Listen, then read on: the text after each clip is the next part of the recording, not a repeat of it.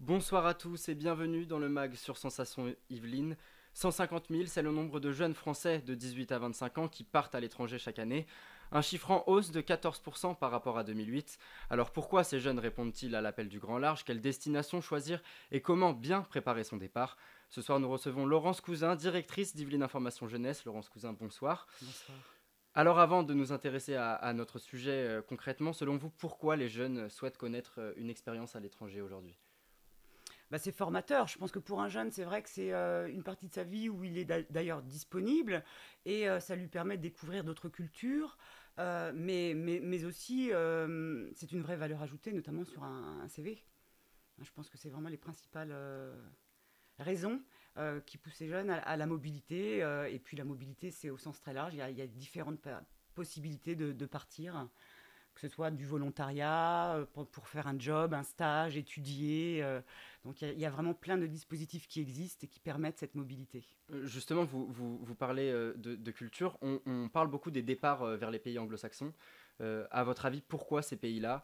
Est-ce par affinité culturelle ou tout simplement pour l'apprentissage de l'anglais qui est la langue référence aujourd'hui pour l'emploi? Oui, c'est ça. Je pense qu'effectivement, en France, l'anglais, enfin pas qu'en France, effectivement, c'est la langue quasi universelle.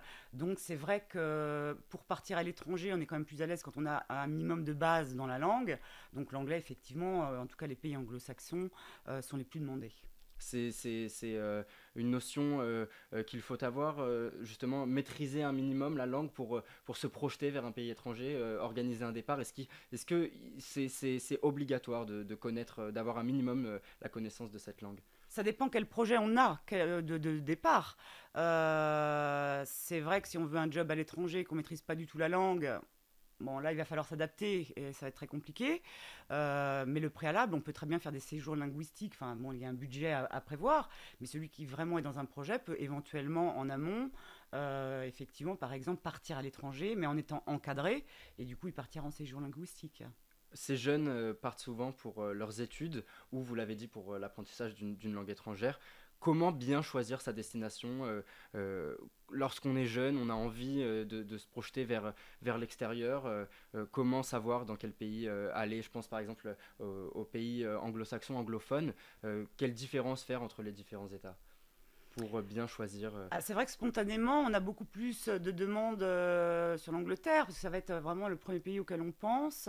Bon, là, avec le Brexit, là, il y a une vraie réflexion. On va observer, on va voir quoi, parce que donc l'Angleterre va sortir de l'Union européenne, a priori. Donc, ça va être compliqué, notamment pour les dispositifs qui existent. Donc, ça dépend si financièrement on peut partir sans bénéficier d'un dispositif ou pas. Donc là, c'est nouveau, mais effectivement, il faut le signaler quand même. Après, c'est vrai qu'on leur dit qu'il y a d'autres pays anglophones en dehors de l'Angleterre et il y a moins de sélection. Donc on les engage aussi à découvrir d'autres pays, même aussi les pays de l'Est où l'anglais est quand même pratiqué. Donc voilà, ça leur permet d'avoir plus de chances de partir. Vous parliez du Brexit, des différentes précautions à prendre pour un pays hors Union européenne ou dans l'Union européenne. Justement, quelle différence faire au niveau administratif, si je puis dire, entre ces deux types de pays? Alors c'est vrai que quand on est dans un État membre de l'Union européenne, on a beaucoup plus de facilité en tant qu'Européen en termes de mobilité. Donc au niveau des démarches administratives, les démarches administratives vont être facilitées, que ce soit pour partir, pas de visa, au niveau de la santé, s'il y a des problèmes, il y a la carte santé européenne, etc. Quand on n'est pas dans un pays de l'Union européenne, c'est quand même beaucoup plus compliqué, il y a plus d'administratifs. Et puis, comme je le disais à l'instant, c'est-à-dire qu'il y a aussi des aides financières qui favorisent la mobilité au sein de l'Union européenne. Donc forcément, si on n'est pas dans un pays, si on ne bouge pas dans un pays européen, on n'aura pas accès à ces dispositifs. Alors justement, ces aides, est-ce que vous pouvez nous les présenter? Quelles sont-elles? Pour quels jeunes sont-elles disponibles? Et dans quel pays? Pour quel pays? Alors Quelles là, sont-elles? je ne pourrais pas répondre là comme ça spontanément. Nous, on peut répondre parce qu'en fait, ça dépend de pourquoi il part, quel est son statut. Donc les aides sont en fonction, les dispositifs et les aides sont en fonction du statut du jeune et de son projet. Hein. Donc nous, on est labellisé Centre Information Europe Direct et du coup, on a toutes les informations et quand la personne va venir nous voir, on va adapter notre réponse à son projet. Ah, mais il y a énormément d'aides, mais effectivement, ça dépend de quoi on parle. Si on parle d'études, si on parle de job, si on parle de pays. Par exemple, je vais prendre un pays, par exemple l'Allemagne, où effectivement il y a de moins en moins de demandes. En tout cas, c'est vrai que c'est pas spontanément le pays où on va le plus. Il peut y avoir de nombreuses aides, notamment grâce à l'organisme qui s'appelle l'OFAGE, hein, l'organisme franco-allemand pour la jeunesse, qui permet donc là, il y a des fonds, il y a des possibilités de bourse, qu'il s'agisse de faire un job, un stage, parce qu'ils veulent favoriser les échanges entre la France et l'Allemagne. Justement, vous parlez du projet, au-delà des études et de l'apprentissage d'une langue étrangère. Beaucoup de jeunes partent à l'étranger pour un job. Oui. Alors comment s'y prendre quand on souhaite trouver un emploi à l'étranger? Est-ce qu'il est préférable de chercher en amont avant le départ ou justement se réserver cette recherche après le départ et une fois sur place? Alors, bien entendu, le premier conseil, c'est toujours de s'y préparer et de s'informer avant. C'est toujours mieux. Nous, dans le réseau Information Jeunesse, notamment dans les Yvelines, il se trouve qu'on organise tous les ans des forums job d'été et que notamment à YIJ, on a toujours une partie mobilité européenne et internationale.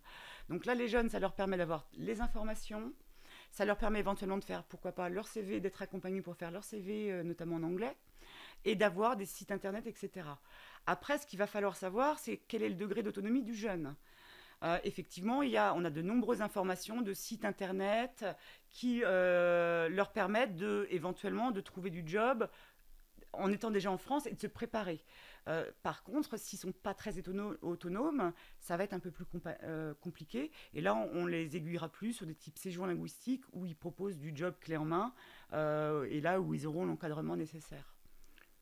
Pour éviter les mauvaises surprises, concrètement, il faut partir avec quel papier au niveau administratif? Peut-être se renseigner sur le site du ministère des Affaires étrangères. Quelle démarche Tout il faut à fait. entreprendre? Alors, le ministère des Affaires étrangères, effectivement, c'est important, surtout si on sort de l'Union européenne, sur des pays où il peut y avoir des tensions politiques. Donc, toujours se renseigner, ne serait-ce que même au niveau de la santé, de voir s'il y a des vaccins obligatoires, etc. Pour l'Europe, c'est beaucoup plus facile. Donc, vous avez les sites internet, le nôtre notamment, où on renseigne sur toutes ces modalités administratives. C'est vrai que c'est quand même plus simple, mais ça peut dire le permis de conduire. Si on est en mobilité européenne, c'est important de voir comment ça se passe. La santé, on en parlait aussi, c'est important d'avoir la carte européenne, d'avoir un passeport, d'avoir même une pièce d'identité valide, parce que quelquefois on se rend compte que sa carte d'identité, elle est plus valide. Donc le temps de faire les papiers, voilà, c'est toutes ces questions sur lesquelles on pourra accompagner les jeunes et vérifier avec eux que tout est en règle. Pour pas tenter l'aventure seul, le jeune peut éventuellement se renseigner sur des organismes qui proposent des départs. Quels sont-ils ces organismes? Et est-ce qu'il y a des avantages justement à partir dans un cadre et est-ce plus cher que se tenter l'aventure tout seul? Alors, plus cher, disons que ça a un coût. Ce qui n'est pas le cas pour le jeune qui va être autonome et qui va faire ses démarches seul ou qui va s'adresser à des centres d'information comme les nôtres, puisque nous, c'est une information qu'on délivre gratuitement. Par contre, comme je disais tout à l'heure, ça peut être rassurant. Et donc pour les parents aussi quelquefois et c'est vrai que ce coût, la valeur ajoutée c'est qu'il y a un accompagnement, un encadrement, il peut y avoir aussi en complément des cours de langue. Donc, voilà, donc ça peut être un vrai plus.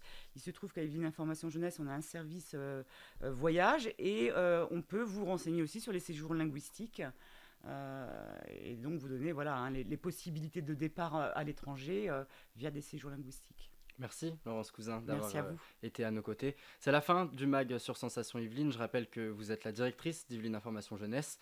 Et si les jeunes qui nous écoutent souhaitent s'informer davantage, ils peuvent se rendre sur votre site yij78.org. Bonne soirée à tous sur Sensation Yvelines.